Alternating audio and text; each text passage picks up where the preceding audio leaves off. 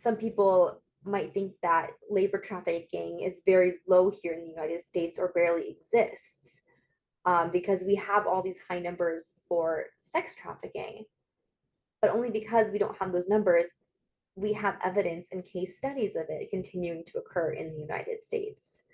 The long history of various forms of labor exploitation, including indentured servitude, involuntary servitude, debt bondage, and even more recently, labor trafficking cases in the United States demonstrate this, that they do in fact exist.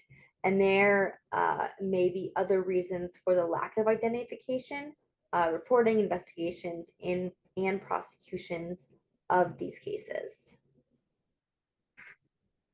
I want to go back to what you said about the numbers not being a reflection of actual cases.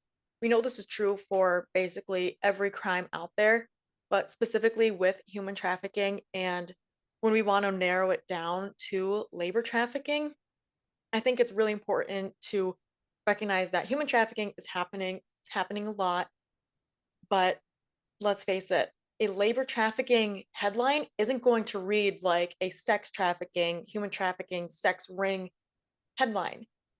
Not to say they both aren't brutal, heinous acts, but I feel like it's easier for us to look at sex trafficking and people to gravitate to a headline such as that compared to a labor trafficking headline because it's just not going to, unfortunately, appease the interests or minds or be as shocking for consumers to view.